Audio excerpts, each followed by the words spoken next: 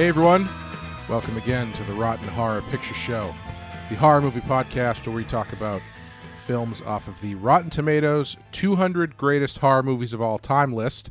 I think I'm starting to get this down. I think I've done a few in a row that have all been more or less the same. Yeah. So hopefully it sounds like it makes sense now. A thin veneer of professionalism. Yeah, the thinnest. My name is Clay, and with me, as always, is Amanda. How are you doing, Amanda?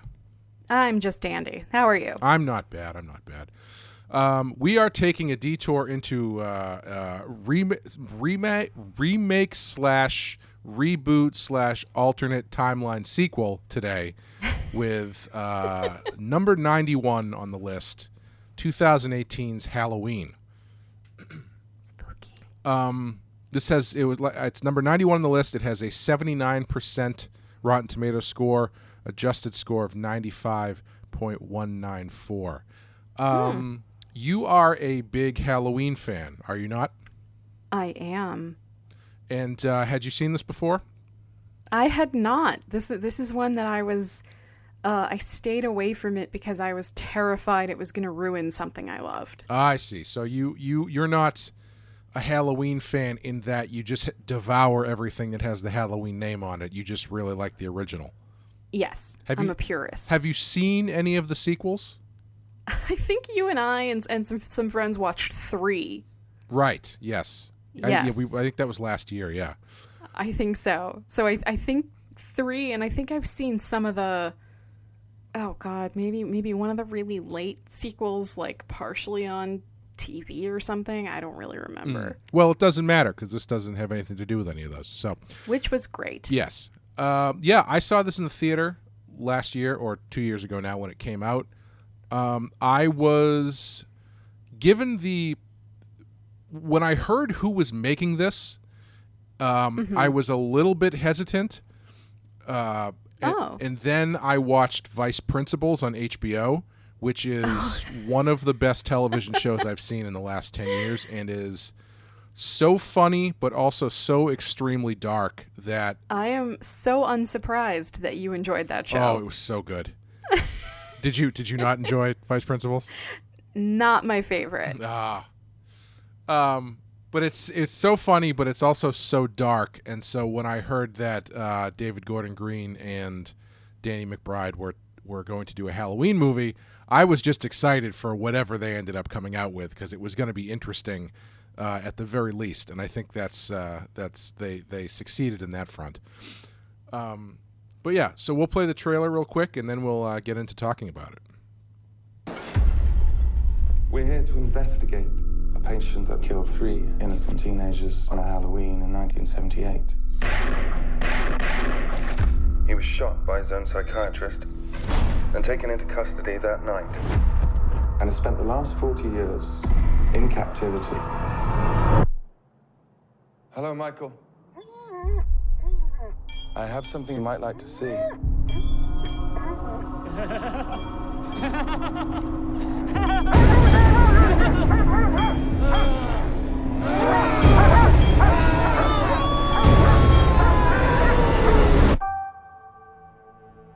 Everyone in my family turns into a nutcase this time of year.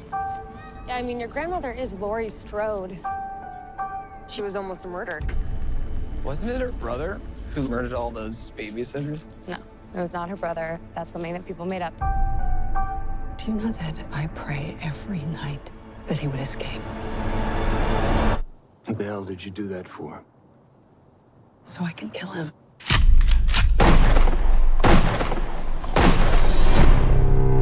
Dad, look out! The bus crashed. Mom, what bus crashed? Michael escaped.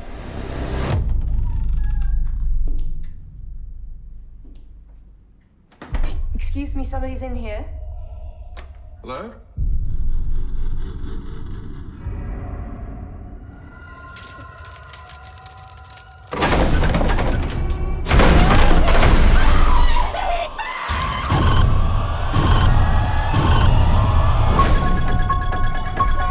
He's waited for this night.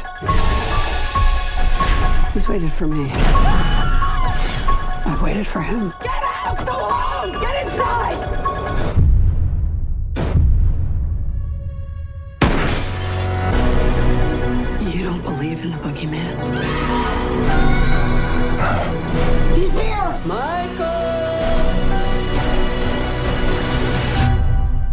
You should. Can you close the closet door?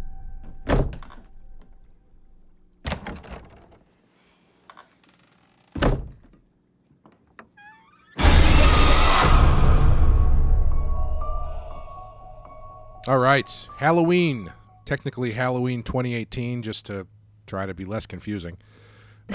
Directed by David Gordon Green, written by Jeff Fradley, Danny McBride, and David Gordon Green, starring Jamie Lee Curtis, Judy Greer, Andy Matichak, and some amazing child actors. Yeah. What happens in this movie, Amanda? It's been 40 years since Laurie Strode survived a vicious attack from crazed killer Michael Myers on Halloween night. Locked up in an institution, Myers manages to escape when his bus transfer goes horribly wrong. Laurie now faces a terrifying showdown when the masked madman returns to Haddonfield, Illinois. But this time, she's ready for him. Mm-hmm. Oh, yes. So some things you will find in this movie include excessive Lonnie references, but no actual Lonnie. Mm-hmm. Where is he? Nobody knows. Nobody knows. Nobody knows. Literal headlamps. Mm-hmm. Multi-generational ass-kicking. Always good. Mannequin-based decorating. Mm-hmm. Scare the kids. And everybody's favorite, questionable parenting. 3 generations of questionable parenting. Well, technically... a lot of questionable parenting in this. I guess, a lot of... I don't know. I guess, what's her name? Alyssa? Is that the main girl? Allison. Allison. God, I'm so bad at these names. I'll tell you, the only reason I knew it was an A-L name was because I was just looking at the cast list like 5 minutes ago. Otherwise, I would not have known in a million years what her name was. Her family doesn't seem too bad, but her grandmother obviously has some problems. Yeah, just a few. Yeah. As I mentioned, this is a sequel. It is a sequel to the original Halloween. Mm-hmm. The original Halloween, which has had 5, 6, 7 sequels and a remake. Jesus. And a sequel to that remake already.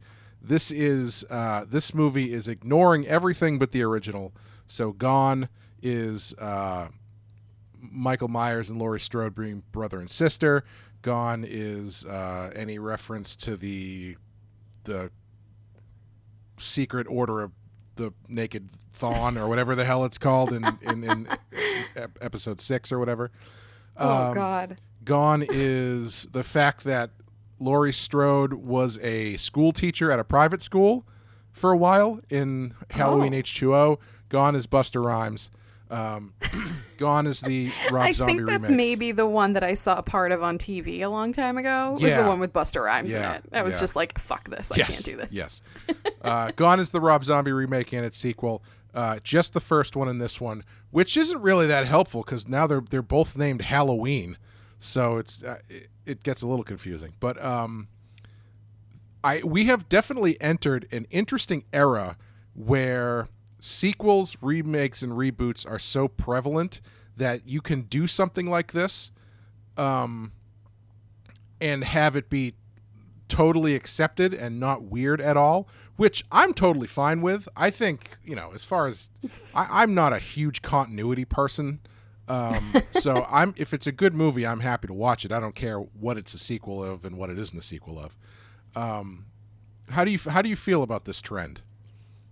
I like it. I like it because I think it lets audiences access something of the nostalgia that's been such a big thing in so much of like media and entertainment in the last like 10 or so years. But you don't need to have done all of the homework to actually enjoy it. Like if you've watched the original Halloween, even just once, like I've watched it a lot, but even if you've just seen it once, you're gonna get the echoes in this movie. You're gonna see the references and the sort of homages, and you're gonna feel that sense of like knowing, which can be really satisfying when you're watching it, where it's like, oh my God, he's gonna do this thing again, or he's gonna like it's following the tradition and the patterns set out by the original, and it kind of just lets you cut out all the superfluous stuff and all the kind of questionable choices that have been made in the last 40 years. Yeah. Because that's a long time. Like the original Halloween came out in 1978. Yeah. And this came out 40 years later. That's a very wide period of time to make a lot of bad decisions with your franchise. And they sure did.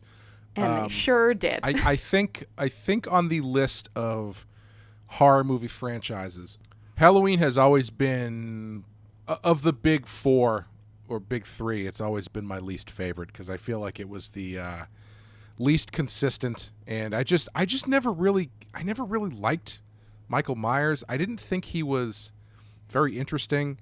They do all these backflips, like I was saying, as far as these mystical things they add on to him to try and make him more interesting, and familiar relationships and try to make him more interesting.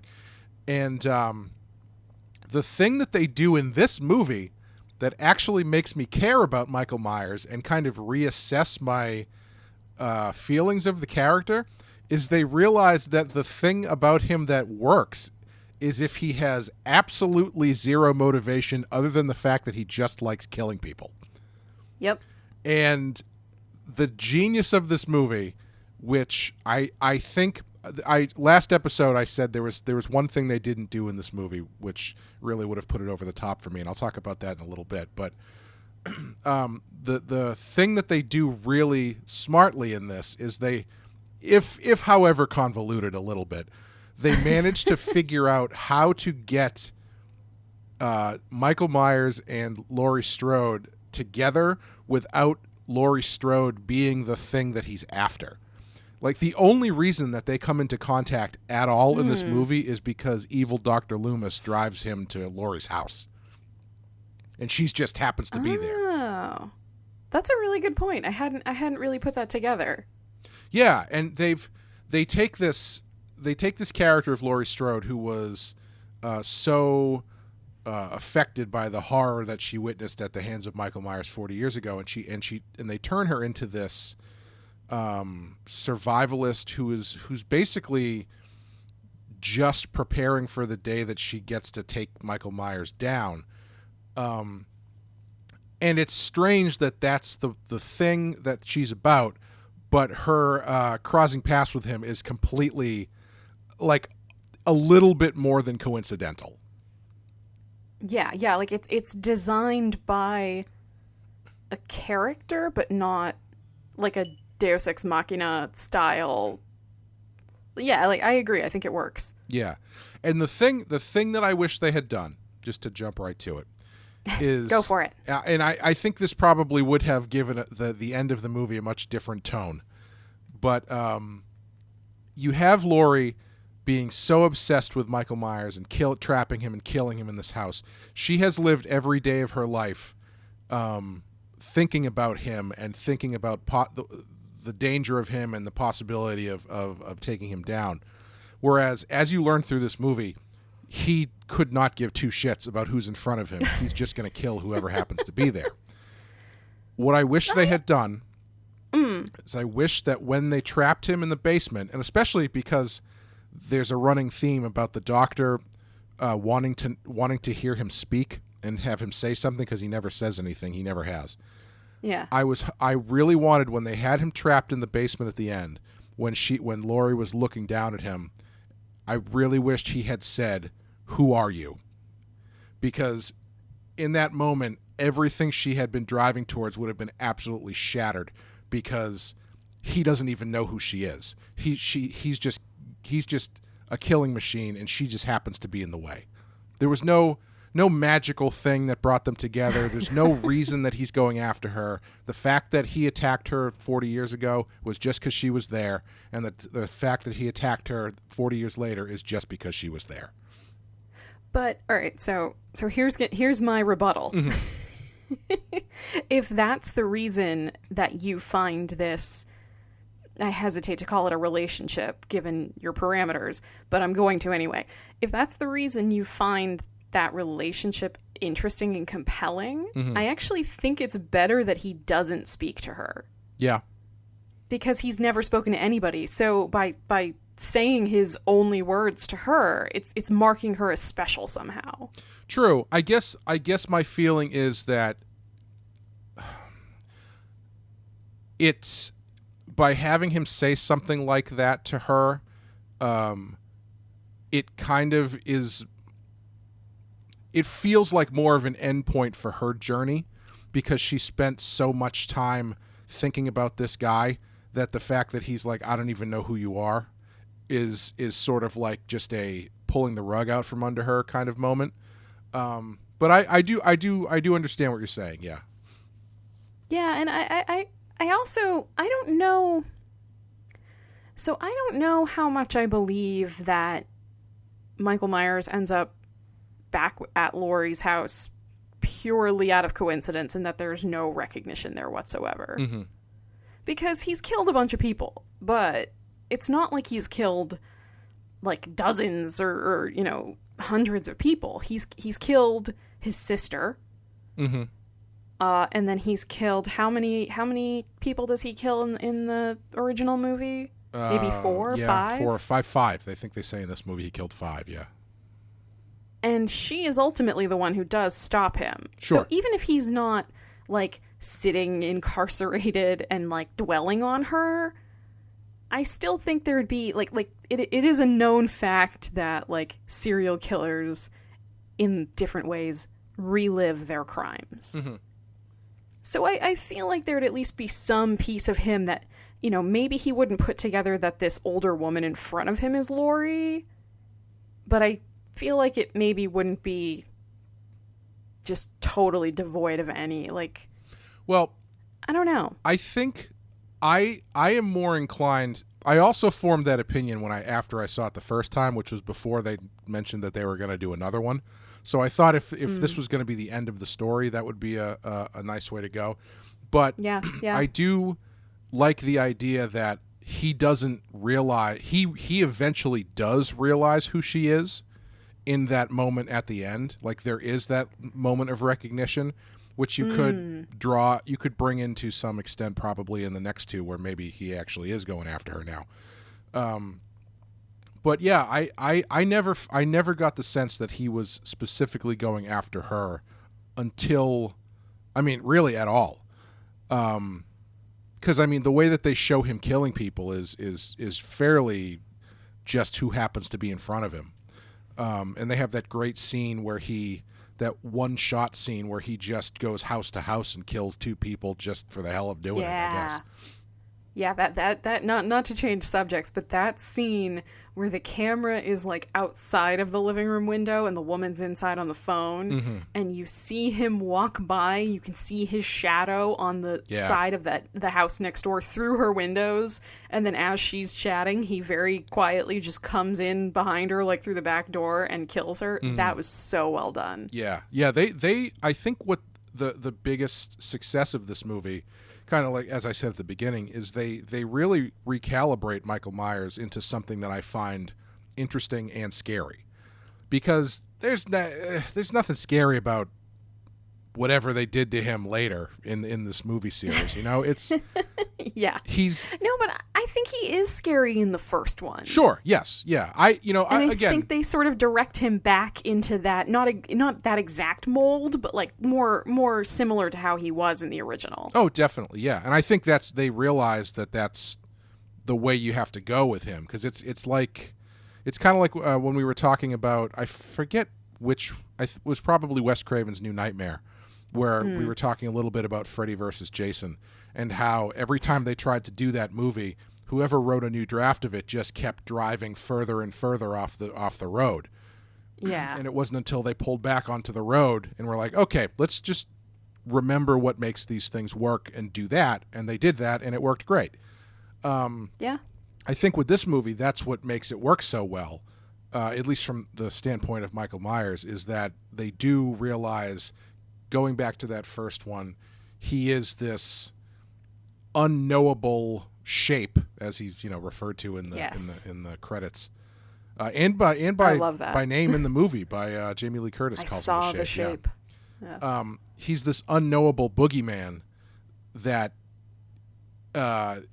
in the original movies, Dr. Loomis's rants that he goes on eventually start turning into Michael is the embodiment of evil, and he's this they get more and more over the top, but his original the devil in human form and these kinds of things.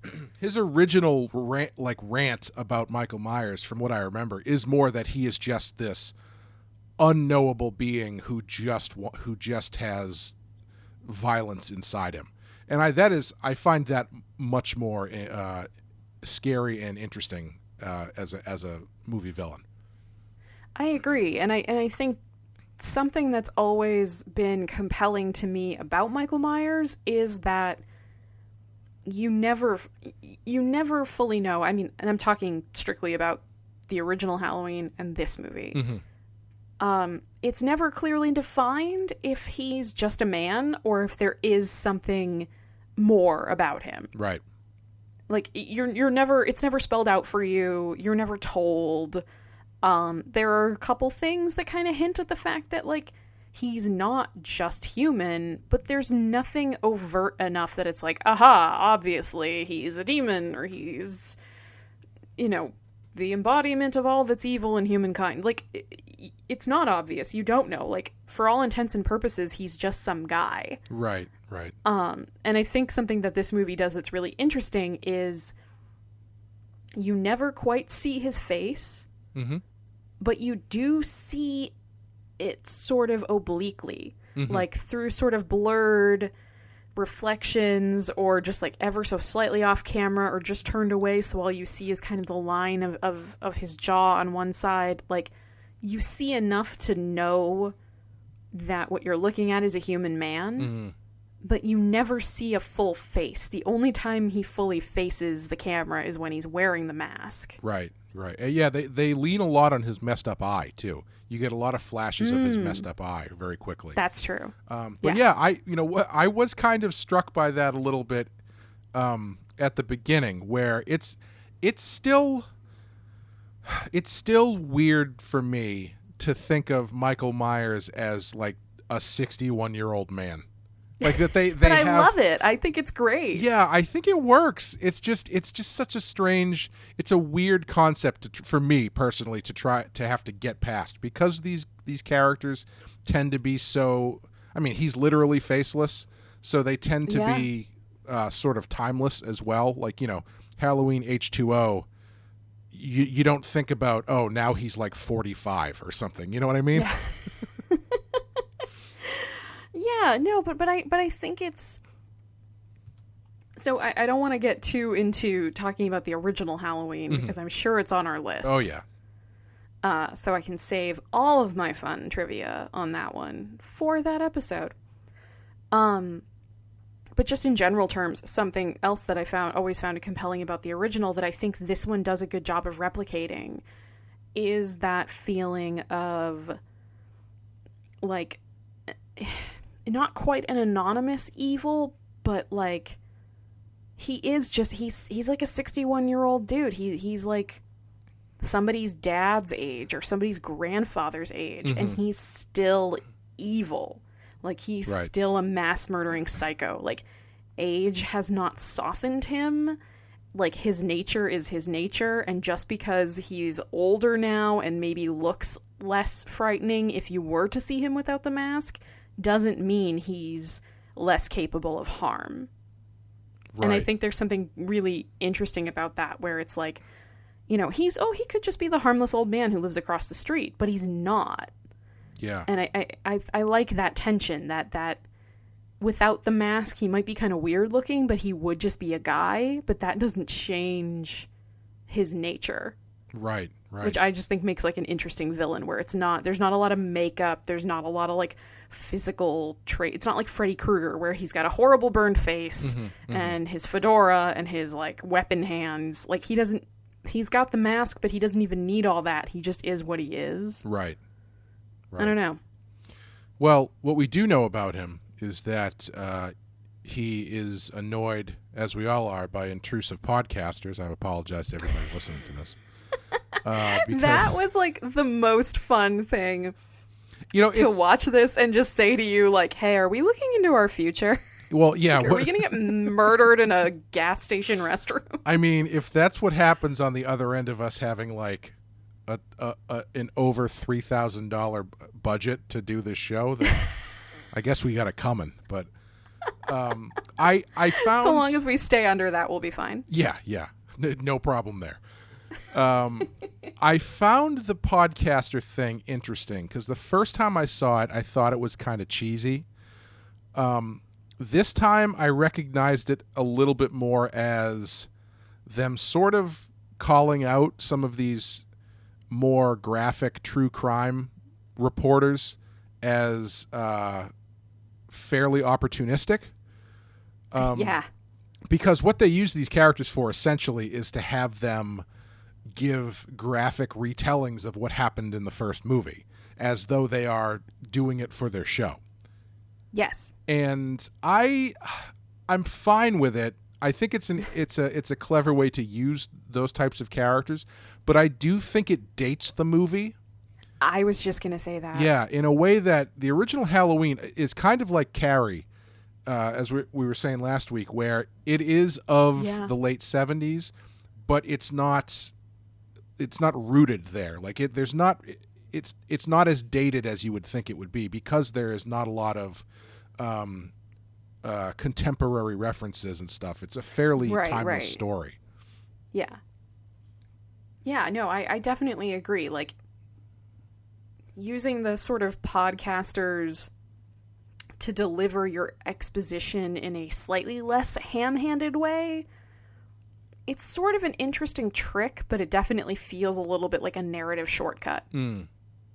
Yeah, because it's only a couple steps away from. Let's put it this way: in the hands of a less skilled director or filmmakers, you end up essentially with what they did with Halloween, whatever the one after H2O is with Busta Rhymes, because that one is like about reality. Is that like a reality TV show? Yes. Oh, I did see part of that one. God, I hated it. And like, it's like it's so not terrible. It's not entirely dissimilar to that in concept, because you're taking something that is popular now and making it thankfully in this one it's not a huge part of the story, whereas in the Busta Rhymes one that's like the whole story. Right. But it is an interesting choice that I don't know if I love. Yeah, it's tough because on the one hand, kind of as you just said, thankfully, it's not a huge part of the overarching movie. But on the other hand, because it is, in the end, when you think about this movie in totality, it's a fairly minor section that needs these podcasters. Like pretty much we have them in order to get the view of Michael when he's still incarcerated in that awesome, trippy, kind of 70s feeling mental institution. Yeah. Which was just, I mean, not to get too digress off my point, but like visually I fucking loved that. Yeah, that outdoor courtyard area oh was my pretty God. awesome. Yeah. That was so great. Which is kind of, we should just install those all over the place, because they were social distancing fairly well. Having their, I mean, and if you're talking about dating the show that you're listening to or watching, I just did it pretty successly. But well, I mean, you're dating it for the entire year of 2020, apparently. Yeah. So, but so we use the podcasters for that, which is great. And then we use the podcasters to sort of get into Laurie's house the first time. Mm-hmm.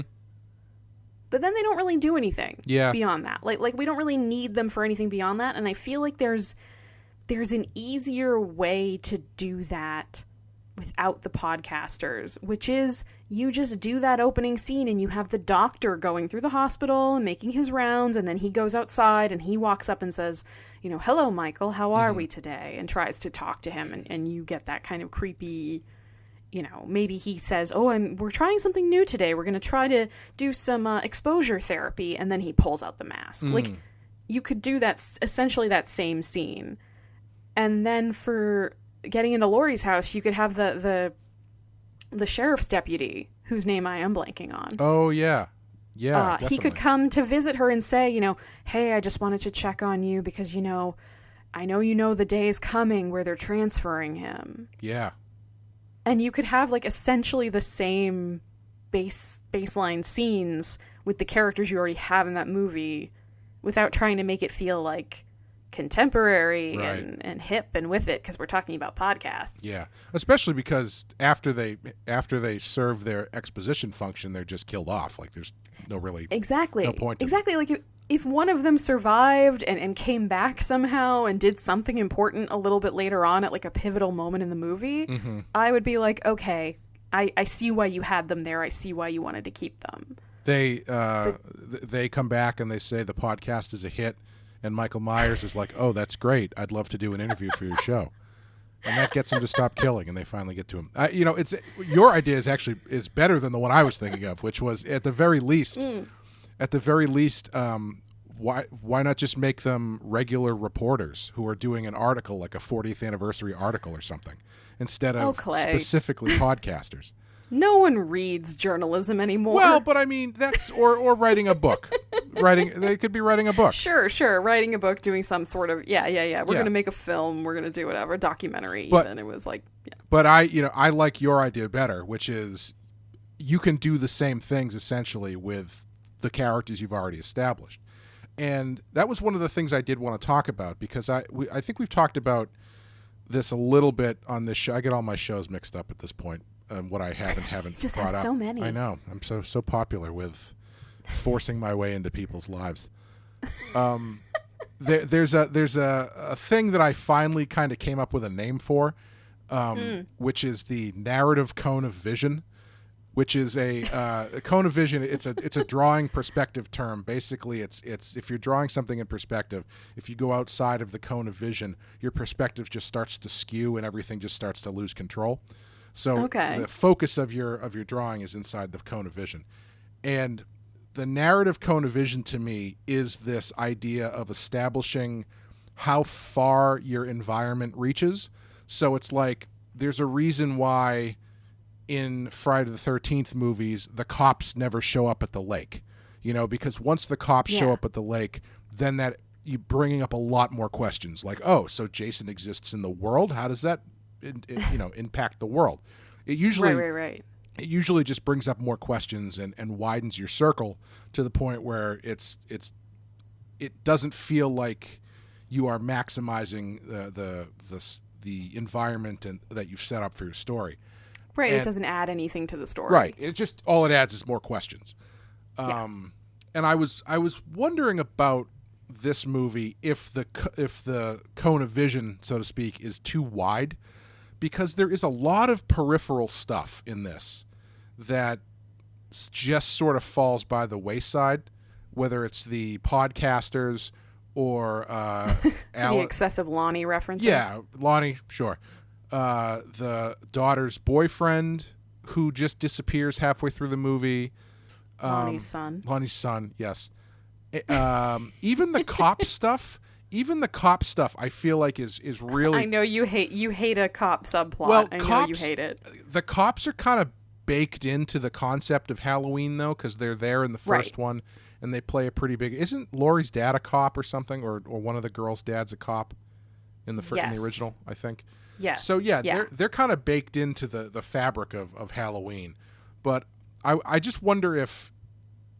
And I think what you're saying about using the characters you have to tell that exposition and tell that story is a better way to focus in on this cone of vision sort. It sounds silly when I say it, but it's the best thing I can. But you know what I mean? No, I like it. Yeah. No, I totally agree, and I think part of it is that, like, you are narrowing that sort of narrative zone and narrative vision, but you're also taking advantage of characters that have pre-existing relationships that are established before the movie, and you don't need to sort of like all right, the podcasters offer they drive up to Laurie's gate because of course her house is in the middle of nowhere and it's heavily secured. So they drive up to her gate and they ring the buzzer and she looks at them through a security camera and they say, oh, we're here. We're making an investigative journalist podcast, blah, blah, blah, interview you, Michael Myers, blah, blah, blah. And at first she doesn't want to let them in until the woman of the two podcasters says, "How does $3,000 sound?" And then the gate buzzes and they're allowed in. They go into the house. They sort of like ham-fistedly throw some quasi-provocative questions at her. And then she says, "Well, that's enough. I will take my $3,000 now and you can leave." Right. And it's like, I mean, all you do is you get her $3,000 that she can then give to her granddaughter. It's like, it's not. Yeah, and that's the thing. It's sort of this weird where it's like she's living in a nice house. Like, she doesn't look like she's strapped for cash. Maybe Right. she is, but it adds nothing to the narrative, even if she was. And so it's just this weird, like, $3,000 is a good amount of money, but is it enough that she would just allow two random strangers to come into her house? Right. I don't think so. Like, the Laurie Strode in this movie is intensely paranoid. Right. And the idea of her just letting these people in, like, she doesn't know them. She doesn't know what they could do. I feel like that character would not be on board with that. But if it were the sheriff's deputy or, you know, somebody from her life who she knew, then I would believe that conversation a little bit more. Right. Yeah. And with the scene at the beginning when they're talking to Michael outside in the courtyard, using more of the doctor, maybe it tips their hand a little bit too much, but the doctor ends up playing a pretty pivotal role as far as, like I said, he ends up being the reason that Laurie and Michael Myers get back together. But aside from that, back together like they were exes who broke up. Yeah, well, he's the best man. He spoke at the wedding. He is fairly peripheral for most of the movie, and I don't know if that is intentional to hide the twist that comes about halfway through or maybe 3/4 of the way through, or not. But it is, or if it's just to divert a little attention away from that Dr. Loomis character, because it's the usual kind of character they have in these Halloween movies. I don't know. But it does make it feels like it makes more sense to have him have a little bit of a bigger role. Yeah, like some sort of like showing him trying to connect with or treat Michael in some form. I think would help, especially where there's the moment where they're loading him onto the bus and the doctor says, you know, he's still my patient until he's admitted into the new, I don't know exactly what he says, but he pretty much says until the transfer is complete, he's still my patient, so I'm sticking with him till the end. And he gets on the bus with all of the patients being transferred to what I'm assuming is like a maximum security prison, which just seems like that's insane. Like, what are you doing? Why are you putting yourself back there with all of them? Right, yeah. And I think it would maybe feel a little more genuine if you saw something of him in the beginning trying to be like, you know, 11th hour Hail Mary time, I'm going to try to reach him before he's completely condemned and there's no helping him. Or even, I mean, clearly he's got more sinister intentions about what he's trying to get out of him. Yeah. No, I'm making the sort of, you know, the excuse. Sure. Oh, sure. Yeah. Yeah. Well, I was going to say, he's got these sinister intentions, and so if you use him in that beginning scene as the one who's talking to Michael, you can play it as though he is honestly trying to get through to him, but then when you think about it later, it's like, oh, he's actually like actively antagonizing him on purpose to try and... Exactly. Yeah, it would give this really interesting where it would be something that you could watch the scene the first time and read it one way. Yeah, exactly. And then with the knowledge you have later on, it would twist it and turn it into something totally different, which I love. I love those kinds of scenes. Yeah. Oh, absolutely. Yeah.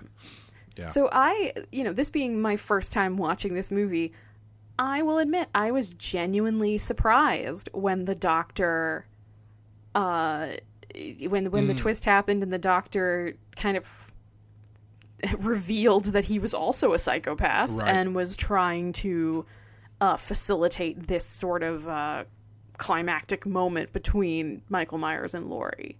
I was surprised. It got me. I was genuinely shocked. Yeah, I remember being fairly surprised at that as well, especially that they kill the sheriff in that scene. Yeah. Because he seemed like someone who was going to stick around a little bit longer, or I thought possibly there was make gonna it be... through all the way. Yeah. Yeah, I thought there was going to be some scene where he, like saved, came out of nowhere and saved them, or I don't know. Yeah. On the flip side of this narrative cone, going too wide, I think what it does really well is it recognizes, and I think a lot of horror movies kind of forget this, especially as they got away from the final girl concept, and started being like, oh, well, what if this one, her boyfriend lives? What if in this one, it's a boyfriend and like the fun friend lives? What if in this one, it's never really like narratively earned. It's just like, we didn't kill everybody this time. Keep the final girl and the stoner. Right. What this realizes, and I think makes it the strongest slasher movies realize, is who the focus of the movie is, and that or they are the only ones who get out alive, because the focus of this story is Laurie, her daughter, and Allison. Karen is the mom. I remember that because that's a hard name to forget these days. Because you've been on the internet at some point in the last 6 months. Yeah. And those three, Allison. Those three are the center of the story. So if Ray, the dad, and I only know that one because I looked it up before we started. If Ray makes it out at the end, you don't feel anything. It doesn't feel earned. It doesn't feel like it makes any narrative sense. But if Ray dies, that circle of violence gets closer and closer and closer to Laurie and her daughter and granddaughter, where I was legitimately surprised that one of them didn't die. I was expecting maybe the mom to die. I thought Jamie Lee Curtis. I thought Laurie was going to go out in a blaze of glory. That makes the most sense. Yes. Yeah, I thought it was going to be sort of more of an official passing the torch kind of movie, but I'm glad it wasn't. Yeah, I think if she did die, I think that would mark the second time in this series that Laurie Strode dies. Oh, at least. Because I think she dies. I think in the Busta Rhymes one. She definitely dies. Yeah, in the Busta Rhymes one, I think she dies in like the opening 10 minutes or something like that. Damn it, that fucking movie. But yeah, I was surprised that one of them didn't die, and I was happy that they didn't, because I think that's not what the story is about either. The story is kind of about these three women coming together and using all of their strength to take out this monster. How did you feel about the mother-daughter, granddaughter dynamic? I liked it because I think it's something with all three of those generations you don't see very often. Yeah, I can't think of another horror movie that has three generations of people acting or working together and having problems and stuff like this. Yeah, especially three generations of women. Right. Oh, definitely, yes. Like, I think that's very unique. We see a lot of, like, sons and fathers and parent with child. I shouldn't narrow it down just to men or women. There's a lot of those relationships in these movies. And then every so often there's some where it's sort of like my wise grandfather bequeathed me this secret of I'm actually a vampire hunter. You know what I mean? Like there's a lot, there's not a lot, but there's some of that kind of thing too. There's not a ton of like, grandmother, mother, granddaughter. And then also having it be this sort of like representations of bad motherhood that aren't, that don't make the character, like, just because she was a quote unquote bad mom doesn't make her a bad person. Right. And I think that's interesting. Like, it's really easy to have have a character be a bad mom or a bad dad or just like a bad parent. Right. But it's more interesting if it's like, no, but there are actual reasons behind it, and it's it's more complicated than just like yes, there's the line that I think Laurie says where it's you know, she says something pretty much like, if the way I raised your mother was bad and she hates me for it, but she'll live, then I can live with that. Right. And I think that's an interesting way of approaching this. I love how much subtle storytelling is being, or I should say nonverbal storytelling is being done just by experiencing what the relationship of these characters is. Because if you do the math out, the Michael Myers thing happened 40 years ago. So that means Laurie Strode's daughter is younger than 40. She's got to be at least, let's say, 2 or 3 years max younger than 40.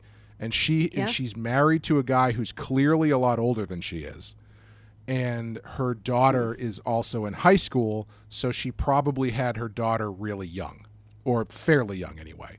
So I think you can look into that and take a lot of stuff out of it as far as what has been going on in the Strode family for the past 40 years.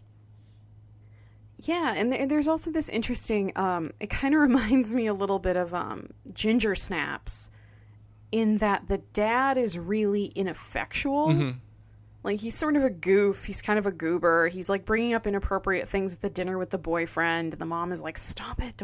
Just let it go. Don't talk about that. Like, he's kind of embarrassing. He's kind of, like, just this kind of goofy, whatever, guy. And when you get the flashbacks of Karen's childhood as Laurie's daughter, there's really no mention of a dad. Right, yeah. It's just the two of them. Mm-hmm. So it's like there's this really interesting, like, dearth of father figures. Yeah, and it makes sense that she would probably have married an older guy too.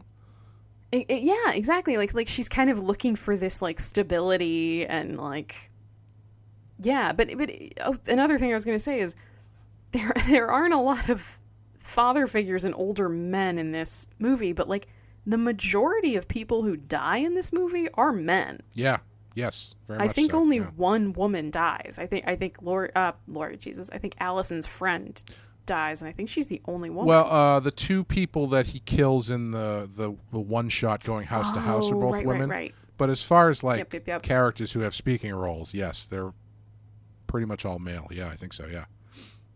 Yeah, it's just interesting. It's kind of a reversal, because I feel like most horror movies, you either get a roughly equivalent body count in terms of gender, or sometimes you get a lot more women getting murdered. Right. Yeah. Yeah. I hadn't thought about that, actually. But that's a good point. There's only 1, 2, 3, 4. There's really only 4 women in the movie. And then, 5 if you count the podcaster. She got killed. That's true. So there's 5 women in the movie, and then probably at least 5, if not there's more than 5 men in the movie. So there's actually more male characters than female characters, and all of the men get killed. And only one of the 2 of the women get killed. Right, because there's more male characters, but they're kind of more secondary or even tertiary, like less important characters. It's just an interesting kind of, to sort of, like, I think this movie does a good job of focusing on that, like, uniquely female experience of the fear of physical violence being perpetrated on you without becoming preachy or like throwing it too far in your face or, like, overdoing it in terms of, like, we're going to get real gender studies about this. Like, it doesn't do that, but it still focuses that experience in a way that I think actually really works. Yeah, I think so too. And I think it's really strong in the message as far as that goes, but it's not beating you over the head and going for, like, a really, like, let's all do the Rosie the Riveter thing into the camera, like, girl powery thing. It's like, no, they're just they're flawed women who are put in the situation, and they come out stronger at the end of it. I think it's a good story. I do too, and I like the fact that, like, even Laurie, who is, you know, been preparing for this for her whole life and all of this stuff, like, she's not sort of a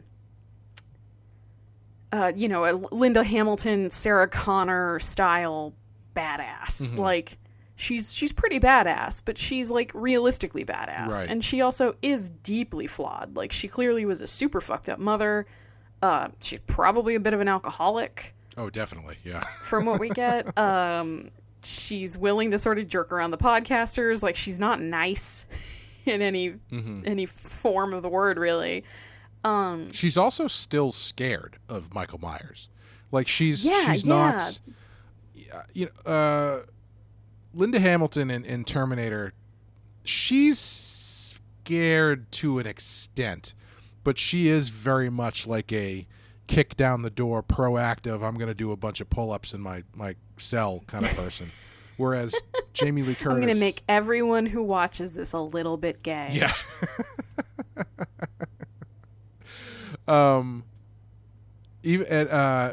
Laurie is a lot more like, she is just preparing for the worst. And even at the end, it's not like when they finally do, Michael and Laurie finally do come to blows with each other, it's not like, you know, shotgun cock, let's do this. You know, she's scared. She's fighting for her life against this monster, and she's taken precautions, but they've only gotten her so far, and she almost gets killed because of it. Yeah, and I like that a lot, because I think where there is that feeling that Michael Myers is maybe a little bit, maybe not like more than human, but outside of human. Like his it's clear that, you know, his brain does not function the way a normal person's brain does. He doesn't share the same feelings and emotions and associations that the average person does. So he's just like outside of the human experience. And Laurie is very deeply in it. Yes. Which I think is like a really great contrast between the two of them, where she is constantly dealing with her emotions and her circumstances, and the things that are happening to her have an effect on her that she then needs to react to and alter her choices or do something about. Whereas Michael Myers is just like tunnel vision. I'm going to kill a bunch of people. Nothing's going to stop me or stand in my way. I'm not going to bother with anything else. Right. Now, if we're stripping away characters that aren't needed in this movie. Oh boy. Do you feel like Allison is a necessary character? Because she almost feels kind of superfluous, doesn't she? Yes and no. Yeah. I guess, Mike, because I was thinking about it as we were talking about who the story's about and all this kind of stuff. I was thinking how 9 times out of 10, and I think they may have actually done something like this already in the Halloween franchise, but 9 times out of 10, this story is Laurie Strode, Laurie Strode's estranged daughter, Laurie Strode's granddaughter, but the granddaughter is like 5. You know what I mean? Where it's where the granddaughter becomes more of a what's the word I'm looking for? Not liability, but it's another element of the fear being built into it. Like, oh God, now there's a kid involved. Whereas Allison is 15, 16, however old she's supposed to be. She is a young adult, capable woman. But if you look at what she does in this movie, her role is really not important, kind of. Yeah. It's other than so at the it's end, tough. I guess. Yeah, but it's also tough because the question is kind of like, how much purpose does she serve specifically to this narrative, to this exact story that's being told in this movie? And then how much of a purpose does she serve as sort of a symbol or a touchstone or a reference point to a lot of things in the horror movie genre in general? and the Halloween franchise kind of in the middle of that. Do you know what I mean? Yeah. Where it's like narratively in this movie, I think the purpose she kind of ultimately serves is the bridge between her mother and her grandmother, and kind of bringing them back together. Yeah. Because it motivates, like, why are they together when all of this starts? It's because Allison stops answering her phone. Right. And that, coupled with the fact that the bus transport has crashed and all the inmates have escaped, it's like, oh God, it's happening again. And that's enough to get Laurie and her daughter to reconcile, because they both love the granddaughter. Right. And then on the other hand, for the Halloween franchise, she stands in for Laurie when Laurie was younger, and sort of like, because Laurie in the original is, you know, she's a little more practical than her friends. She's kind of like, she's nice and she's friendly, but she's got a little bit of like a no nonsense streak to her. Like, she's a little bit more down to earth than a lot of the other teenagers, and you can see that in the granddaughter. Right. And so I think, yeah, like having the echoes of just sort of like putting that same kind of character who's like young and sheltered but maybe not naive, like putting her back in peril, kind of, you know, it harkens back to the original movie in a way that I think people who are fans of it find satisfying. Yeah. It's interesting thinking about the characters in this movie and thinking about who they end up focusing on. It's because she is kind of the focus. Because Laurie's kind of the main character, but she's also kind of not. I guess she kind of splits equal time with Allison, and Allison doesn't feel like she's necessarily driving the story. She's sort of being fairly reactionary, but you do get this thing at the end when they're driving away, where I don't know how you interpreted that final shot of her with the knife in her hand, but my thought was just this idea of trauma being passed down through generations, where it's like now it's her turn. Yeah. I mean, the mom got out of it. I mean, the mom didn't have to deal with this. I guess it skips a generation. Well, I think her trauma was like her childhood. Right. Yes. Yeah. Yeah. God, I was gonna say something and I lost it. Shit. All right, I'll try and think of it again. But yeah, it's just this. I guess it's this idea that Michael has not only impacted Laurie's life, but has impacted the daughter's life and the granddaughter's life because of what happened to Laurie and how she dealt with it. Yeah, and so I got my thought back. It's interesting, like what you were just saying about how like this sort of like who's the main character and like all of that's kind of fuzzy. Mm-hmm. It almost reminds me of the second movie in trilogies. Sure. Where there's that sort of like mushy feeling, like narratively, where there's like some references to things that happen in the first one, but they're clearly also kind of setting up for another one. Mm-hmm. Mm-hmm. And I feel like this movie has a little bit of that. Like, there's enough sort of like callbacks and like fun, playful references to the original that I think it smooths it out a little bit. But it does, the more I think about it, like kind of introducing the daughter and the granddaughter and these different things, it does feel a little bit like it is sort of intentionally dropping in a few elements that leave a door open for a third movie in this version of the Halloween franchise. Which there will be, because they shot them, I believe they shot them back to back. Oh wow, really? Yeah. The next one comes out next year, 2021. They actually just coincidentally dropped the because the teaser nothing trailer. Comes out in 2020. I know, yeah, dead zone. The Oscars, I was thinking the other day, the Oscars are going to be really interesting next year. It's going to be all Netflix movies. Oh my god. But yeah, they as we're recording this, the day before, they just dropped the first teaser trailer for Halloween Kills, which is the second movie. I would put money heavily on Laurie does not make it out of the second movie. Yeah. Like that's just makes sense. Maybe that's too easy to too much of a cliche, but it feels like she's not making it out of the second movie. I mean, at some point, Jamie Lee Curtis probably wants to like sit down. Yeah. Like at some point, just like being like, you know, ass kicking Laurie Strode is got to be a little exhausting for a woman of her golden years.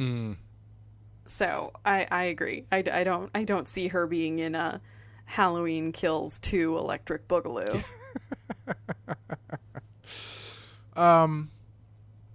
The music in this movie, fantastic. Done by John Carpenter and his son Cody and his godson, whose name is Clay McCormick. Yeah, I wish. His godson Daniel Davies. They've been working with him the past few years on the original albums that he's put out called Lost Themes and Lost Themes 2. It's his first involvement with the series since, I believe, Halloween 3. And wow. He's still got it, man. That's a great soundtrack. Yeah. It is. It's really great. I think it does a great job of pulling forward some of the music and the sounds and the sort of general tone from the original while doing something kind of new and different with it as well. Yeah, it's definitely they definitely found the right balance between referencing the old stuff and also having a more modern sound to it. It's funny. After we watched it last night, I was thinking about how much I love the soundtrack, and which I own on vinyl, and I also own the soundtrack to Halloween 3, and I've remembered that Carpenter and his music partner at the time, Alan Howarth, I think his name is, also did the music for Halloween 2. And so I went back and I listened to that soundtrack. It sounds a lot. It's very similar to the Halloween 3 soundtrack, except it also has the Halloween theme in it, which 3 does not. Does it have the Silver Shamrock? Unfortunately, jingle, no. There are the masks are in this though during the Halloween sequence. That was great. That was a really fun little sort of Easter egg, having the witch and the skeleton and the pumpkin mask. Halloween 3 is one of those movies. I know people love it. I see why people love it, but I don't think it's a good movie. I don't particularly love it, but I do really appreciate the stuff around it. Like I really like the imagery of those masks and stuff, and the soundtrack is really good. It's a movie that's not always the best to watch, but it's great to know about. Exactly. That's a really good way to put it. Man, you're a really good editor. It's almost like I do it for pay every day. You just take my ramblings and just funnel them down into something that sounds a lot better. Yeah, I don't know why. It's just one of those movies where it's just the stuff around it is fun, but it's not. It was a nice try for what they were trying to do to do this sort of spin-off thing to turn it into a anthology type movie series. It was a nice try. Unfortunately, people were coming for Michael, not for the concept of Halloween. Yeah. But yeah, the soundtrack to Halloween 2 is a lot more of its time.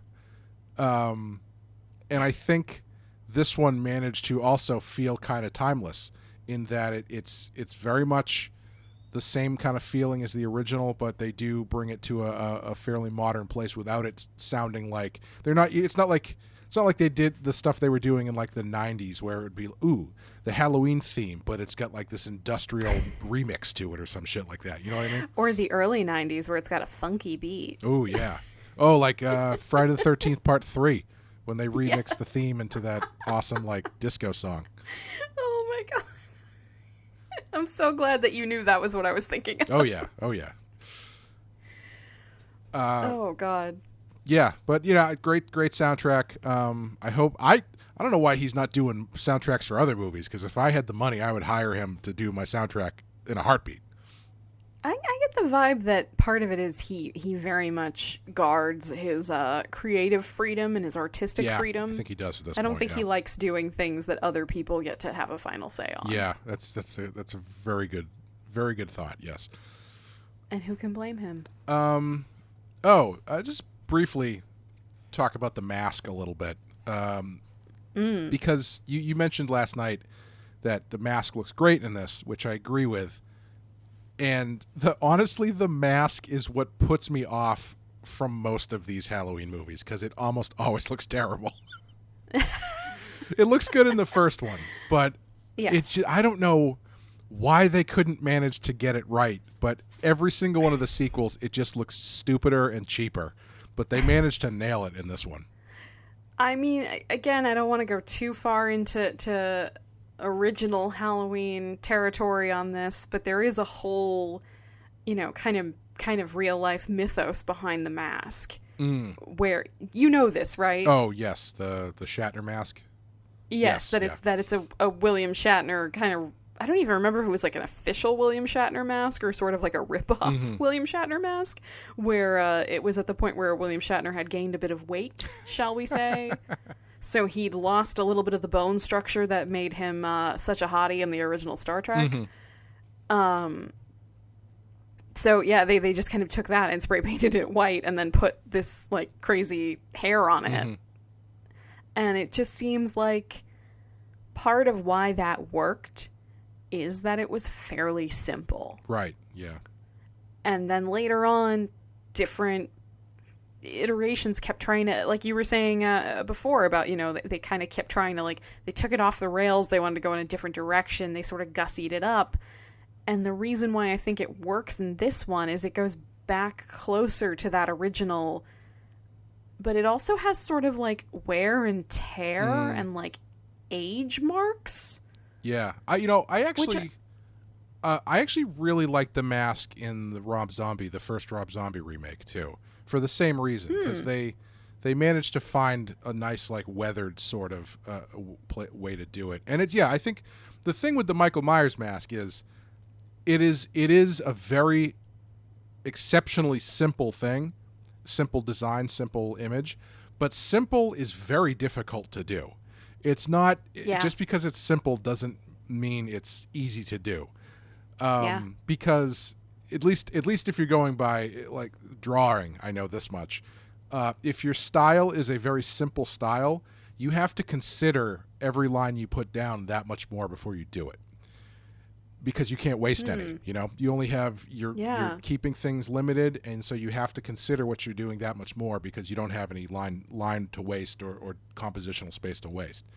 And when you're dealing with a mask that's just white with hair on it, that's surprisingly difficult to get to look not stupid. And I think for most of the sequels, they don't manage to make it look not stupid. I would agree with that. And I think that part of the reason why it's so great when it's done right is that sort of blank affect. Like we get so much information about other people from their faces that we don't even realize. And so the whole reason why masks are scary at all is that they take that away from us. And having that mask that like, pretty roughly approximates a real human face, but then have it like devoid of any even possible expression makes it like kind of uniquely frightening in a way that, like, I always found Freddy Krueger kind of laughable. He's got like he's great, I love him, but he's got these like exaggerated features and he's always kind of mugging for the camera a little bit. And then Jason's wearing a hockey mask, which is like, subjectively scary, but there's just something different about the sort of like a human face that can never make an expression. Right. Yeah. I've always found that interesting. I also like that. I like that the mask in this one has aged along with the man who wears it. Like I like that sort of pairing of like nobody bought this mask in the early days of the internet and like put it in a glass case and kept it pristine. Right. Like that mask looks like it's seen some shit. Right, yeah. Which is interesting. Have you seen, I think it's the trailer for Halloween H2O. There's a famous shot where Jamie Lee Curtis sees Michael Myers through like the window of a door, like they're face to face with just the glass in front of them. And it's like the first time she's seen him in 20 years or whatever. And apparently the mask in that scene is CGI because the mask they used on the day is just looked awful. And so they had to go in, and this is like I haven't gone back. I got to go back and look at it and see what it looks like. But this is 1998, so I can't imagine it looks great. But again, maybe it's simple enough. Probably not. Maybe it's simple enough that they managed to hide it. But have you seen the Rob Zombie remake? No. I wouldn't recommend it. It's I appreciate what he was trying to do, but I think he widened the narrative cone way too much. And so the first like half of the movie is just let's learn every little detail about Michael Myers' backstory and why he became a monster, which it's that one. Yeah. And it's a Rob Zombie movie, so everybody in it is like a shit-kicking redneck that just says like cunt a lot. Sorry, Mom. But I will say... Also, sorry, Mom. Yeah. I will say you're sorry for associating with people with such dirty mouths. Exactly. I will say the second half of the Rob Zombie one, where they start to do the actual Halloween story, I actually thought was pretty good because he managed to dial it up to the point where it felt less like campy horror movie slasher violence, and it felt a lot more real and visceral.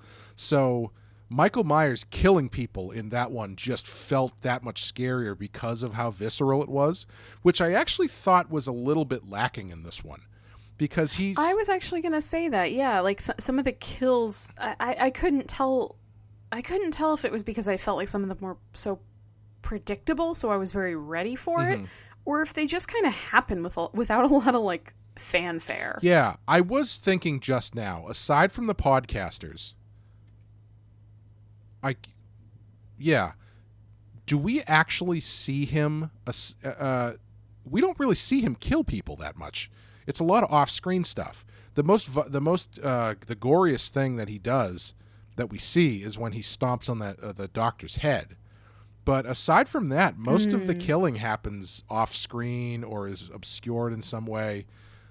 We see a lot of his the craftiness with his staging after the fact, whether it's the gate through that kid's jaw or pulling that other dude's jaw. A lot of jaw violence in this movie. A lot of jaw violence. But yeah, it's not really, I never really got the sense of how scary and visceral of a murderer he was. Yeah, I think part of the problem for me, because I think the original, like, a lot of the violence was obscured. Like, there wasn't a ton of overt violence that wasn't done sort of like either, you're peering out through the eyes of the mask like Michael, and so you're only seeing these two little circles, or it's it's in the dark, it's behind the door, it's something like that. I think the thing that I missed in this movie was that sense of suspense. Yeah. That sense that the victim was really genuinely unaware, and then there was going to be an extended period of him stalking them, and them maybe getting a little uncomfortable and a little nervous, but sort of writing it off as like, oh, it's just the wind, or it's just my imagination, or I'm just hearing things, I'm being silly, I'm being ridiculous. Like, there's so much of that in the original movie, and it works so well. Whereas in this movie, there are like glimpses of that, and there are moments, but they're very brief. And in some cases, they're not there at all. Like, I would argue that the most suspenseful one is when he goes into the house with Allison's friend who's babysitting. Yeah. Like, that sequence was great. I thought that one was really, really well done. But when he's sort of going from house to house, it's sort of like almost like cut together a little too quick. Right. Like they don't kind of let it breathe long enough for us to appreciate just how frightening it is that he's like, everybody's out trick-or-treating in this very busy neighborhood, and he's still stalking around in backyards and coming into houses and killing people. Right. And we're not really given the time to like absorb that for how frightening it is. Yeah, they've got some good bits, like you said, the one with where he kills the friend is great, where he's in the closet and stuff. That stuff is really good. Yeah. The scene with the motion sensor is really great. But even there, it's like we don't see him. We see the result of that. We don't actually see him kill anybody. Right. But yeah, there is that element, and I think unfortunately, it's because there's a lot of plot in this movie. Yeah. I was going to say they feel like on. they had to cut things because they were pressed for time. Yeah. Like one of my big pet peeves, is when unnecessary, and this is sort of a narrative cone thing. Is unnecessary movement of your characters. So, for instance, in the new series of Star Trek Picard, they have this big location that they're driving towards, which is this Borg cube that they're doing research on and shit. We are currently watching it. Oh, you are? Okay. Well, yeah, I think I can. So I'm most of the way through. We only have like the last 2 episodes okay, left. all right. So you'll understand what I'm talking about then. So yes. the Borg cube is sort of this big location, and then Picard goes to the Borg cube, and then immediately leaves, and then has to go he has to back. bail like right away. Yeah, and then he has to go back to the Borg cube again later, and it's that sort of like backtracking that I don't like narratively, and which is why it stands out to me that you've got Michael in town doing all of this stuff, and then you have to kind of artificially figure out a way to transport him to Laurie's house. You know what I mean? Yeah. Instead of that neighborhood being the place where, okay, this is where everything comes to a head.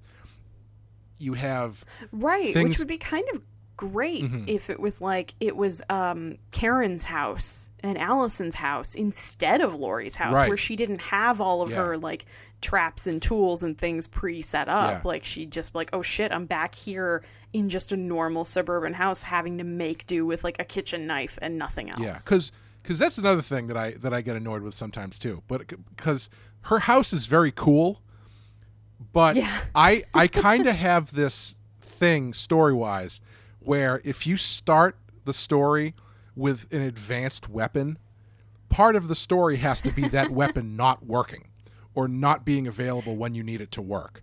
So you have to find another way around it. Like the second Independence Day movie drove me fucking crazy that at no point do their futuristic weapons stop working and they have to find another way to kill the aliens. It's just like, no, we just have future weapons now. We can shoot everybody. Like, you know, like that's we just need a bigger future weapon. Yeah, because like you've got this element that brings you confidence going into your problem, and then oops, the weapon is taken away or the element is taken away. So now you have to readapt to the situation to figure out how you're going to conquer the villain without your magic sword or whatever you want to call it.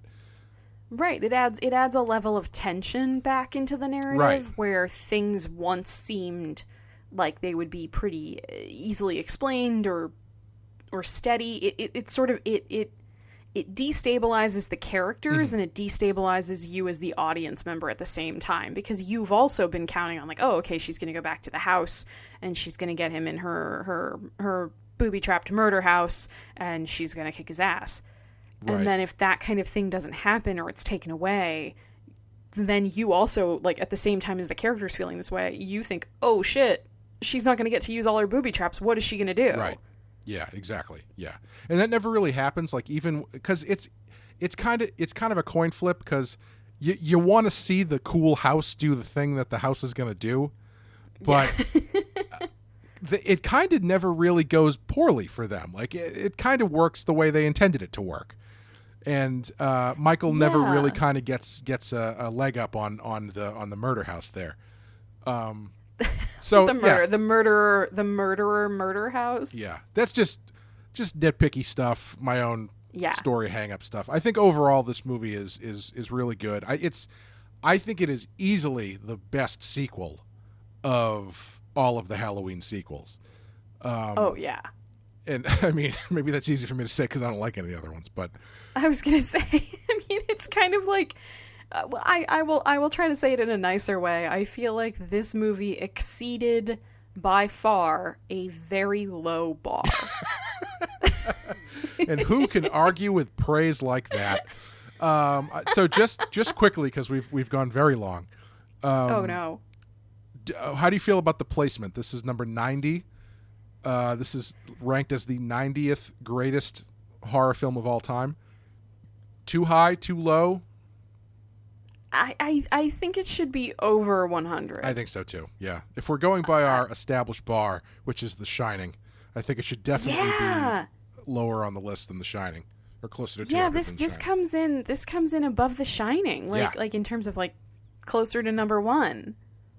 Yep. Which is I can't maybe that's not a fair barometer given the algorithm that Rotten Tomatoes uses, but I cannot get past it. Yeah. Whenever we're watching a movie and it's below it's between numbers 1 and 100, and I just have to keep thinking to myself, like, is this better than Stanley Kubrick's The Shining? Right. And I'm sure some people disagree with me, and those people are wrong. I mean, if that bar doesn't work for you, this is 2 spots higher than Texas Chainsaw Massacre. So, like what? Yeah. Like, this is a great sequel. Yes. But it just by the very nature of it being a sequel, and we're talking about the 200 greatest horror movies of all time, mm-hmm. I don't see it coming in beyond like 130. Yeah, I would agree. Yeah, well, the algorithm strikes again, I guess. God damn it. So yeah, that's going to do it for Halloween 2018. Hope you enjoyed our in-depth dive into all of the things we would remove from this movie, while also coming out of the other end saying we really liked it. Yes. I mean, is there consistent? We are not. Is there really a greater sign of respect other than saying everything you would change about the thing that you like? I don't think so. I agree. I think you'll know we really don't like a movie when we spend the entire hour and a half trying to find things we do like about it.